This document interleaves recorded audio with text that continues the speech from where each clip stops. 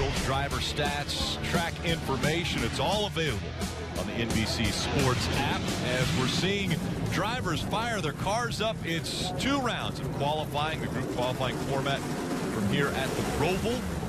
Fastest 12 cars are going to advance to round 2. They have 25 minutes. And a lot of questions before they got to the track with the drivers saying, okay, what do we do after our lap is done? How do we get out of the way? Well, NASCAR has said, don't slow down. Once you finish your lap, continue on around the track all the way until you get to pit road so that you can get out of the way of those that are trying to get a good, clean lap for qualifying.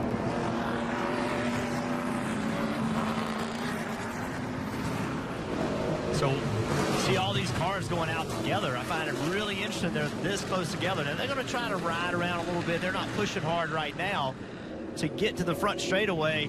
They'll probably take off halfway down the back straightaway, but now they're just getting heat in the tires. But a little surprised how close together they are.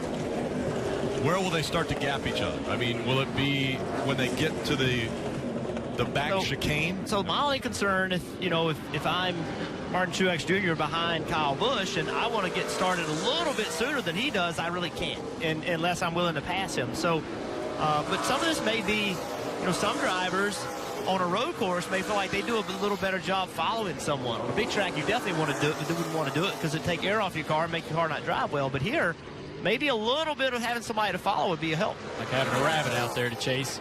And again, a reminder, if you miss the chicane, if you somehow go through the chicane, don't go around the track the way it is laid out, your time will be disallowed. So you have to go through every part of the track. So here comes Kyle Busch, getting ready to take the green flag. Start-finish line's in the exact same place the start-finish line is for the oval. Now he's approaching turn 1. He's got Matt DiBenedetto in front of him, not too far ahead. And I'm worried about him catching Matt before he actually finishes his lap. Dale, I couldn't have said it any better. I'm standing down here in turn 1, and I'm shocked that these guys didn't gap themselves more. 10, 15, 20 car lengths just doesn't seem enough at over a 2-mile road course. I think Matt's far enough out as long as he doesn't make a mistake. Matt's a good road racer. I think it'll be okay. Now, if he makes a mistake, Kyle will be all over him. And again, the second. Kyle loose right there. Yeah. Coming through 6 into 7. See that gap right there? Oh! And big damage already to the 11. Got damage. So NASCAR will probably stay green right here as opposed to the oval where we go caution for these kind of events. On a road course, they'll just stay green. Same place Denny had trouble earlier today, this time for a different reason. Oh! Just barely caught it there, but that sent him up the wall, or up the track into the wall. Not a good day for Denny Hamlin, a guy needing to make something happen for the playoffs. Right here, he's in trouble, and tough day for him. Yeah. And the laps that have been turned already, Matt DiBenedetto. And once again, Bubba Wallace spins. 4 on the spin count for Bubba Wallace. Stay on the bottom. Just bring it back to. So that speed right there that Kyle Busch ran at 1:17.57. That's a little slower than he ran in practice today. Eric Jones, another issue for this team. He was pretty clean in practice earlier today. Rick, that car looks ugly on the driver's side, all scraped up. And was that turn 12? Sure enough, take a look. Yeah, this is rear chicane. You're rewarded for going through there with a high rate of speed, but if you miss it wrong, you're going to pay a penalty. Move that tire barrier back off of the racetrack about probably 8 inches to a foot. They keep moving it, keep moving it, keep moving it. It gets better and better for these other guys who go through there and have trouble. Better chance that they won't clip it and have damage with their car. He was going to try to keep going, but with all that smoke in the car, he just couldn't do it. Wow. Got a big hit. Yeah, hey, if I'm another driver, I'm thinking, heck yeah, keep moving that thing out of the way. It's Bubba Wallace coming out of turn 8. Bubba also has not had a good day. That's number 4. When I talked to his crew chief before this session, Drew Blickensderfer said, yeah, the only good side is we haven't hit the barrier yet. That's a great side. Joey Logano on the clock. Clint Boyer now has the fastest lap at a 17:22. And remember, it's going to be harder to make the second round because they only take 12. They're not taking 24. So that lap that Kyle Busch laid down, that 1:17.57, I think that's safe, but I don't know if he can sit on it or not. Time will tell.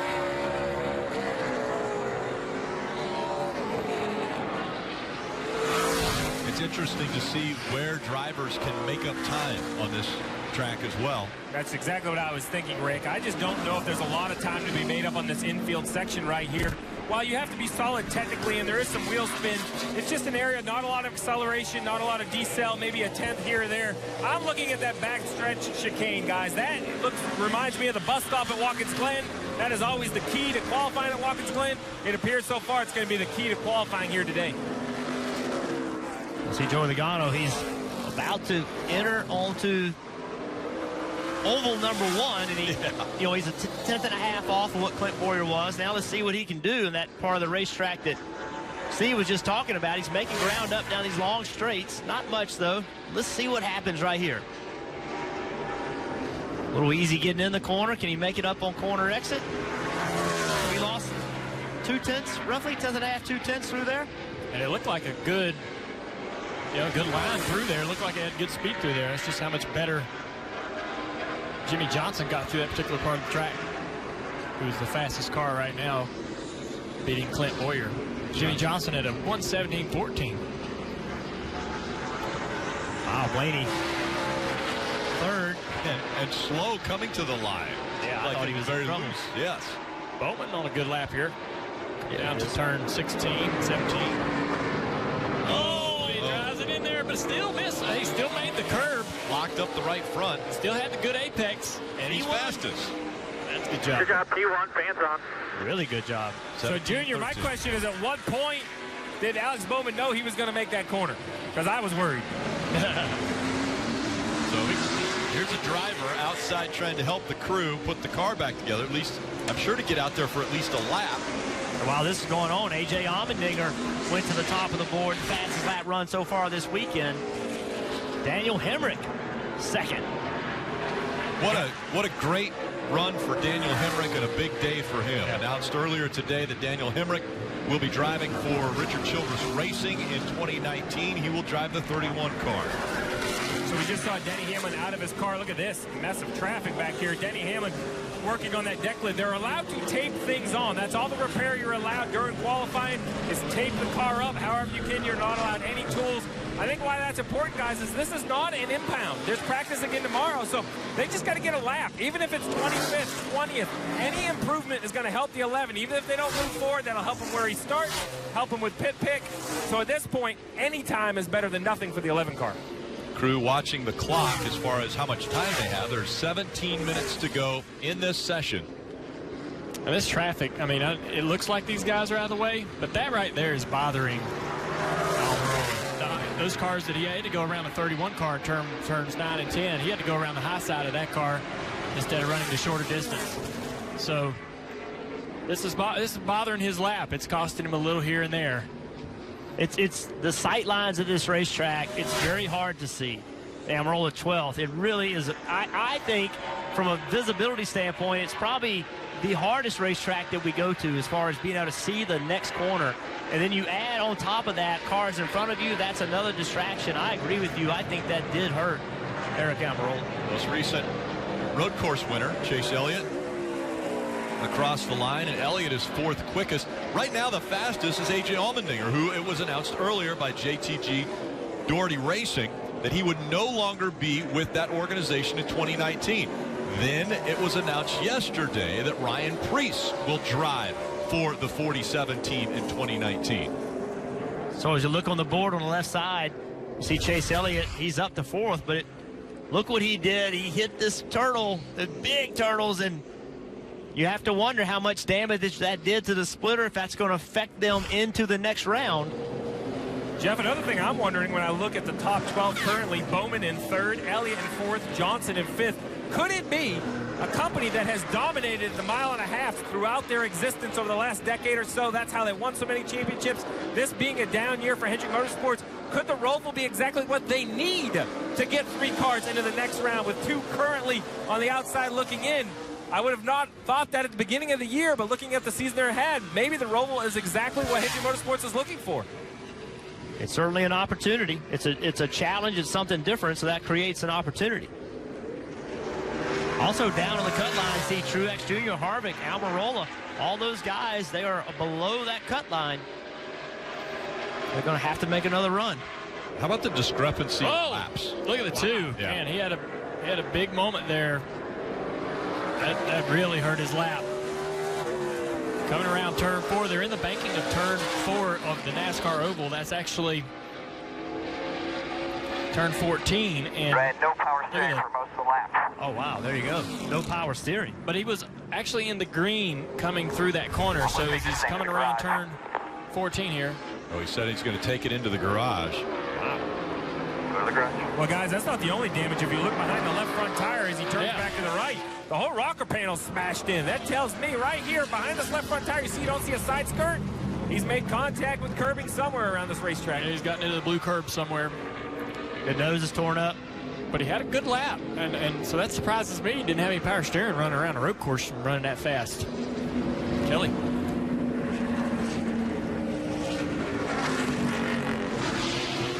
Denny Hamlin has now climbed back inside that 11 car. He was very active in getting some bare bond in that rear deck lid taped back up so they could make a qualifying effort. Denny now getting his helmet on him. You see there getting his gloves on and ready to go make his attempt.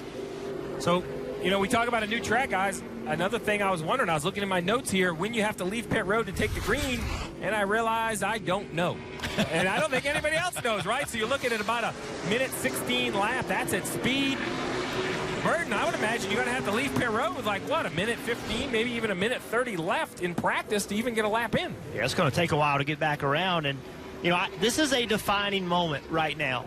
You think about where this team is. They have a lot of ground to make up. Can this team get enough done without earning stage points? So if this car is not fixed well enough for Denny Hamlin to go out and get a good qualifying effort, does this make it even harder for them to make the playoffs? But if they do a good job of getting it fixed and he goes out and lays a lap time down, they end up starting at the front, I think that's a huge win for this team. This could be a defining moment for this team and their opportunity to get in the playoffs. Jeff, if this car ends up in the top 12, I'm not sure this guy right here would touch the ground walking to the garage. He would be so excited. I mean, talk about a shot of momentum. I spent a lot of time this weekend with Denny Hamlin, and he said his major focus right now is getting this car to be competitive. He said that, yes, the playoffs are obviously important, but the position that he's in right now, he wants this team and this car to be competitive because he sees his teammate, Kyle Busch, go out week in and week out and contest for wins. And he says they haven't been in that position. And he said that is his major focus right now, is making sure that this team, this 11 team, is focused on going out and being competitive and trying to win races. And they better hurry because if they have to go back out for a second lap or run a couple laps, Denny Hamlin, Let's take a lap here right here. watching. Jamie McMurray going into turn 1. I'll show you fans what the corners are for this racetrack. There's 17 of them. That's turn 2. Jeff, down into turn 3, a real difficult corner for the drivers. Sweeping corner, turn 3, and then turn 4. And turn 4 is up. It's like you said, sweeping corner. Going to use all the racetrack out by the grass going to turn 4. Now turn 5 is the beginning of a pretty slow corner. And also look at the elevation change. Way uphill. Now turn 7 is very slow. Back to the left, downhill, coming to turn 8, which will lead them to what we would consider turn 1 for the oval. Yep, this will be turn 9 and turn 10. Oval turn 1 and 2, turn 9 and turn 10. Full throttle, accelerating through 4th gear. Down this back straightaway coming up on turn 11 and 12, which is a chicane. They're going to downshift into 3rd gear only. It's a really fast 140-mile-an-hour chicane. Jamie Murray looks pretty smooth through there. Now turn 13. Heading to turn 14, which is going to lead us right into this front straightaway chicane. Real rough right there. See a lot of left front brake lock up. A very tight corner. Use all the racetrack back to the start-finish line. Jamie McMurray, 8th fastest. Side gauge on the 2 car, and we got some video maybe seeing how that was created. Yep. You can't see it because of that barrier, but there's some of the blue curbing right there. And Dave. I was going to ask you guys to help me on car anatomy. Where is the power steering pump? And Steve Brad Keselowski said, I would only think we could do something with it if maybe the belt had come off. Yeah, so basically the pump's right on the front of the engine. It has a drive like just under your street car at home. When you open the hood, there's a bunch of belts, oil pump, alternator, power steering. And if the belt came off, under the race you can repair it, but in qualifying you're not allowed to raise the hood, so they're going to be stuck with whatever they have. As we see Austin Dillon entering the chicane at speed right here, currently 37th, and in front of him on the lower right you see Denny Hamlin's time tracking. He's on the racetrack trying to make a lap in that somewhat wrecked automobile. Kelly? Austin Dillon told me that this track would be a lot of fun if it was not a playoff race. He said he'd much rather be racing the oval this weekend. But just before the start of this qualifying session, he went and had a word with his teammate Daniel Hemrick. We'll see if Daniel is able to offer anything that can help him out here. Hemrick second quick. Well, here we are around with Denny Hamlin. You heard Steve say he didn't think he could make a lot of ground up in this area. So that tells me this lap isn't going great because he's a half a second behind A.J. Allmendinger, but room to make it up right now, leading down into the rear chicane. But if aerodynamics is going to hurt you anywhere, Jeff, it's going to be here, the fastest area of the racetrack. I agree. Also, I think it'll hurt you downforce trying to get the car slowed down to go through this chicane. And plus, he says so much trouble through that chicane. How much confidence can he have driving it in there? I'm so surprised with Daniel Hemrick up in second place. He's had a lot of laps this weekend driving an Xfinity Series car. Hamlin had his hands full all the way through. Another lap? Yeah, I think he'll run another lap. I think you just got to get into a rhythm. No, I think we'll see here. Yeah, he's still going. No, he's done. Pump back around 8.5. 8.5 minutes left in the session. Forward down. That's what he's asking.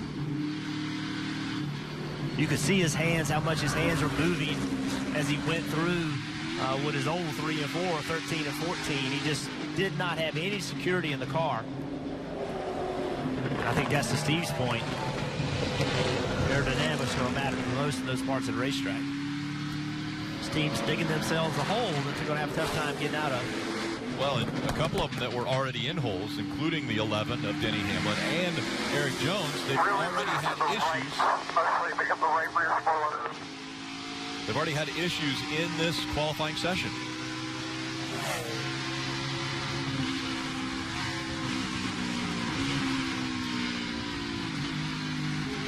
And again, Denny Hamlin's just coming back to pit road. The 20, though, just took the green and will be working on a lap here. And remember, Eric Jones was second fastest in practice. They had a really good practice.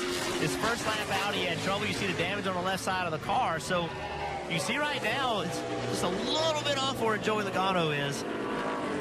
And again, Logano is 12th. That's who makes it into round 2 of qualifying, the top 12. Chris Buescher's on a good lap. Half a second up on Logano. Chris Buescher coming in the final few corners. Get through there pretty comfortably. This lap might be the fastest of the session. Lost a little bit on exit, but Chris Buescher 5th. And that pushed Joey Logano out of the top 12. Kyle Busch 12th. Eric Jones, yeah. Really nice job down the back straightaway and through the chicane. I agree. That was great. Coming up on the final couple corners, man. It's tough through here, Jeff. It's technical. And they are going to... Oh, he does a great job. Good job. Yeah.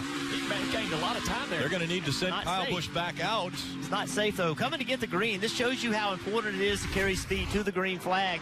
Eric Jones hustling this car just to get the green flag. And look how much of that curbing he's using. Car way up off the ground. Dave. Standing by with Daniel Hemrick, currently still second on the board. How solid was that lap, Daniel?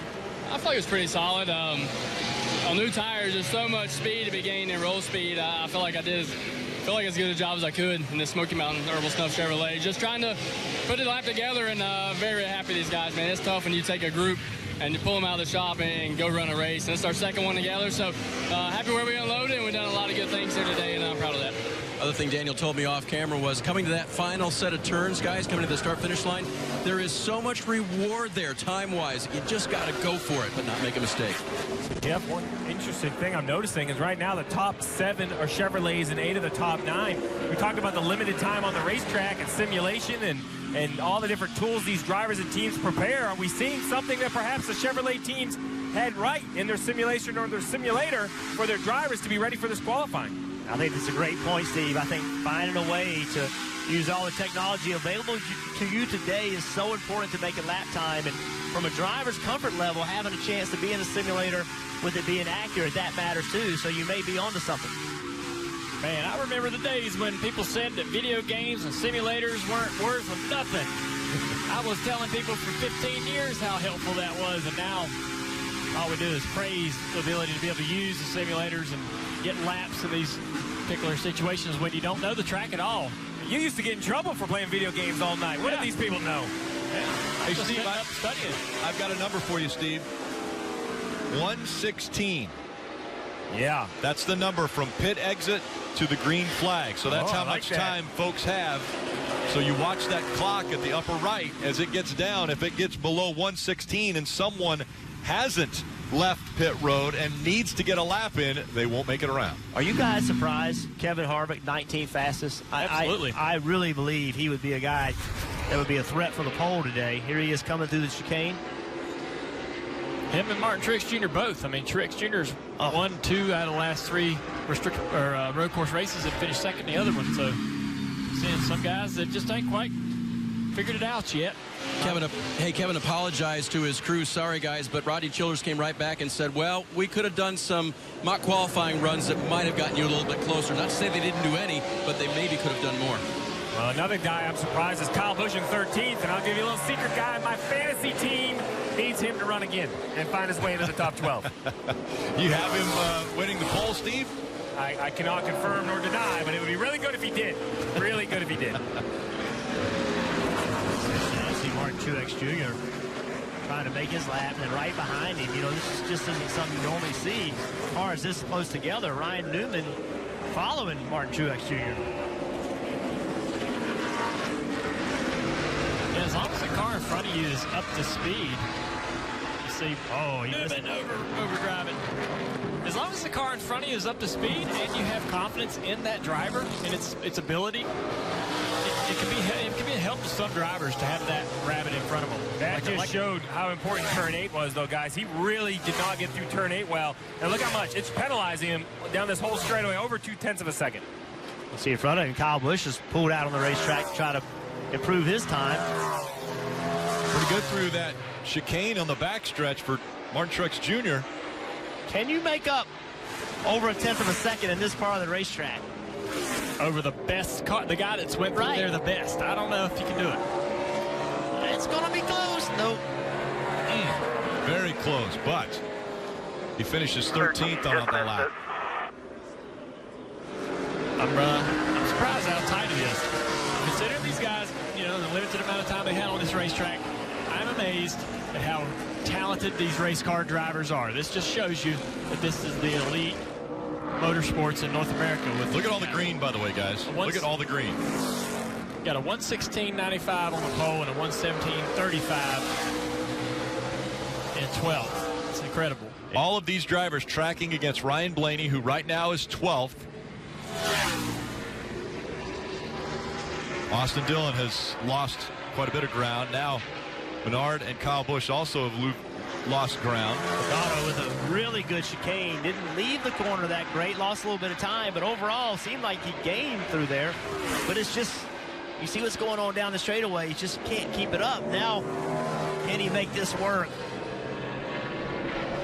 Guys, another guy I'm watching is the 18 of Kyle Busch. I know he's not trending in the green right now, but what I'm hearing is the lap before this was disallowed for cutting the course. He must have missed one of the corners, went in the grass somewhere, so this lap's very important for Kyle Busch. Doesn't do it. Stays 14th. Still stays outside the top 12. It was that lap, Steve, that he had cut the course. Well, he had this conversation with NASCAR on what cutting the course is going to look like. There's a lot of area for improvement. So this right here, I believe, is coming to the green, and let's take a look. He makes the first right-hander. Yep. Does not make the curbing on turn 17. And the reason why they would disallow the next lap is because that would increase his speed to the line and into for turn 1. That's right. And give him an unfair advantage. And so with just 10 seconds remaining in this round, we see the 11 on the clock, but 7/10, now 8/10 of a second off of Ryan Blaney. Denny Hamlin all the way down in 30th. And we've said it, just not the day they needed. Could this be a better lap, though? That would be the question. Hamlin moves up to 27th, though 3 spots. But a difficult qualifying session for Eric Jones, for Denny Hamlin, for Kyle Busch, Martin Truex Jr., Joey Logano, Kevin Harvick, Eric Almirola, all drivers that are playoff contenders that didn't advance into the second round, including Austin Dillon, Brad Keselowski in that list. 18 through 24 here.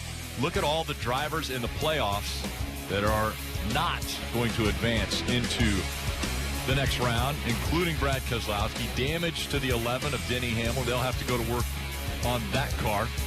And the final 4. Dave. This driver, anyway, Rick, is safely into the next round, so maybe not as much lost here, but describe your 2 laps, 2 different times in the 78 car. Well, the first one, I think we maybe just went out a little too early, and then they knocked the tires back coming out of the chicane, so you could straighten it out more and gain speed. So we gained quite a bit of speed there on our second run. I got real tight coming out of the infield onto the big track, and it shattered the front tires there, and I couldn't get the gas down. I lost a lot of time. So if I hadn't screwed that corner up, we'd have been in good shape. But, yeah, I mean, we only made 3 laps of practice, and to figure this place out is a little tricky. I wish we could have got another run or 2 in practice, but that's the way it goes, and we'll line up 13th and go get them. Appreciate it. He answered one of my questions was, hey, when you move that tire barrier, do you pick up the track speed? And yes is the answer. Shorter distance, straighter line. Isn't that how you go faster? It's also how you don't hit the barrier like the first guy. The Peacock pit box, and then Jeff Burton, you're part of the show as well. What are you going to be doing? I'm Rut's chaperone. You're chaperoning Rutledge Wood. Yes, which I'm grossly underpaid for. Well, we have mentioned how entertaining it has been since the very start of practice earlier today. Well, it didn't quit in qualifying. See the chicane, how much trouble it's caused. Eric Jones, look how high they left for tires off the ground, and Denny Hamlin just all day. This has been their trouble spot, and he just knows he's in trouble right here. Just hoping he doesn't hit something and just can't keep the right rear off the wall. Good job by those guys to get that car back out, though, and make the qualifying effort. I never thought they could do it, and great hustle by that team. I know it's a disappointing day, but 27th, yeah, way better than if they were going to start 40th. Right. And that tire barrier has moved. We mentioned about a foot, maybe about a foot more of a gap there that they'll be able to take advantage of when exiting turn 12. And the clock has started. The final 10 minutes of qualifying. Round 2 underway. A.J. Allmendinger, Daniel Hemrick, Alex Bowman, Chase Elliott, Chris Buescher, Jimmy Johnson, Kyle Larson, Clint Boyer, Jamie McMurray, Kurt Busch, Eric Jones, and Ryan Blaney, all with an attempt for the very first pole at the Charlotte Motor Speedway Roval. Boyer rolling slowly down pit road. It's Daniel Hemrick, big day once again for him. Announced that he will drive the 31 next year for Richard Childress Racing. This is such a challenging track to learn, basically from scratch. I mean, nobody's had any time here, but Daniel Hemrick's been able to come here with an Xfinity car and run, get extra laps, and I think that's had a huge effect on his ability to be competitive in this Cup car. He's in a good Cup car, and he knows this track as well or better than a lot of these Cup guys. And he's also coming out of the media center announcing such an incredible deal, one a dream come true. The guy's got to be feeling better than he's ever felt. They're driving a 31 car next year, and They said they don't know if it's going to be 31. Might be number 8. Okay, well, so In RCR talking about bringing the 8 back. I like that. That sounds pretty cool. So the other thing that I think is huge is he's the only RCR car to make it in this race. So, hey, I'm the new guy. Guess what? I'm going to show you guys I know what I'm doing. Pretty cool. The new guy with a team that really doesn't exist on any other race weekend. I mean, I know what it's like to have to bring a 5th race car, a 5th team to the racetrack for the Xfinity races. So to put this team together and go compete and race at a top level, a high level in the elite series that we have, I mean, that's not easy to do. So bravo to Daniel, but also got to give a lot of credit to the crew chief, the team they put around him, all those guys raising their game up. Something you just said was interesting to me. You're excited about potentially the 8 coming back, a number that you really made famous? Yeah. You want it back? Yeah, I think it'd be great to see the number. I mean, I love seeing this car compete with the 8 on it. It's not my 8. It's not my number anymore. But I love seeing that car. You know, love seeing the number out there. It's better than not, seeing it not compete. Where's the 8? Come on, man. Somebody get in that 8 car. Go do something. Daniel Hemrick's a great driver from Kannapolis, North Carolina. He's got connections to a hometown from my father and my grandfather Ralph. So I mean, there's some lines there. He's driving for RCR, who was my dad's owner for all those years. A lot of connection. I'm pulling for Daniel. And Daniel through 16 and 17, and his first lap is a 1:17.79. Let's go to the Peacock pit box. Steve Letarte, who have you gathered up there onto the box with you? Well, you mentioned famous numbers. This guy right here drives probably the most famous number in the circuit. First of all, I appreciate you coming to join. I know it's never good to be out of qualifying. You want to be out there running. But tell us about, your lap, and tell us about this tricky racetrack. Well, it's been interesting today. I've tried to hit every corner, I think, at least once. But we're still out there digging, We had a decent lap right there on our second run. I feel really good in the technical stuff. Through the slow stuff, I've learned enough on the simulator that's helping me, but I'm struggling out of 8 up onto the big track and into the fast stuff on the back, the chicane. Obviously, after I hit the left front fender today on the tire wall, it probably slowed me down a little bit. Yeah, well, you mentioned that backstretch chicane. We got a look of your effort there in practice, and I appreciate the attack, but really it looks like it gets loose in the middle of the corner and you kind of run out of real estate. Yeah, I backsteered. That was my problem. I was worried about actually breaking loose and then catching the outside wall, kind of like Hamlin did in qualifying. So I steered back into it, and that's what happened. I caught the end of the wall. The guys did a great job fixing the car. 24 is not where we want to start, but I've been consistent on lap time, like in practice after we hit the wall before it. But it's just a tricky place. I'm proud of my teammate Hemrick, though. He's putting on a show right now, and that's really cool because we worked together on the simulator, and I felt like I found some speed to him, but he's carrying it here at the track. So we'll keep working together. Well, we see Larson right here. He's going through, I think that's 7, coming down to 8, or 6, 7, and 8. This turn 8 in my mind was going to be a simple corner, but it's anything but as he climbs the banking. What are the challenges right here for this left-hander? It's so hard to be patient right there. You're trying to tip into the gas to carry that momentum up the hill. But as soon as those front tires go and you get a little bit of a chatter, it sends you to that outside wall. So being patient and waiting on the throttle is really key, and I actually haven't done that yet, so I got to figure it out. Well, then you mentioned the simulator as we see Larson go through, I think, what everybody's talking about, that chicane. We noticed a lot of Chevrolets fast here today. Yeah. Jeff and I had this conversation on air in the last segment about all the tools used away from the racetrack. Talk about that. You got to drive some in the simulator? Yeah, we have a GM Chevrolet has a simulator, and went over there and worked hard on different parts of the track and kind of different driving styles to find speed. And we also do our setups there and try different things as far as the shocks and springs on the car. And but biggest thing is just getting used to this place. I think Daniel having the Xfinity practices, he had 4 hours yesterday, a couple extra practices today, has really helped him. And I'd love to be in the Xfinity race to see what tomorrow's going to be like. Yeah, there's that limitation. You can't, as a Cup driver, can't run in the Xfinity race, or it would have been full of Cup drivers, no doubt. But how about Alex Bowman, another Chevy driver, first at a 1:16.8. That's the fastest lap I've seen. That's Question flying. is, who down there that hasn't run? Who's your bet for the pole? What are you thinking? Man, that lap by Bowman was pretty impressive. Allmendinger is still going to put one down here. I was talking to him earlier. I just heard him get onto the chip into one. That means he had a good run to the start-finish line. But he reminded him of street courses that he run in Champ Car. I've never been on a street course in my life. Yeah, you mentioned that's kind of what I thought about when I saw the wall inside and out. So as we see the 9 finishing his lap, maybe we can jump to the lap of A.J. Allmendinger. He's currently on the infield section, trending a little in the red, but you mentioned turn 8, the chicane, as we're on board with him. So take us through this. What's his concern? Climbing the hill, now he's going 6, 7, 8 again. Well, it's a blind corner right here, and you're just trying to lay down the throttle without giving up those rear tires. I'm learning stuff right here. Right here is where I was talking about tipping in the gas and being patient. See how he got it a little bit and had to come out? That's going to hurt him all the way to the backstretch chicane. And now talk about this chicane. Is it just attack and hope? I mean, what's the strategy? I think it's one of those things where you lift a little early and then light on the brake. If you jam the brake pressure, you overslow it. So you got to roll speed, momentum. And you see it trending towards the green. No doubt, A.J. Allmendinger, he's always great at the bus stop. One more chicane. Can he make up this time in this chicane? There's a little time to be gained. We'll see. If you can get good forward drive to the start-finish line. Well, he did. That's a great lap. You called it. He was going to lay one down.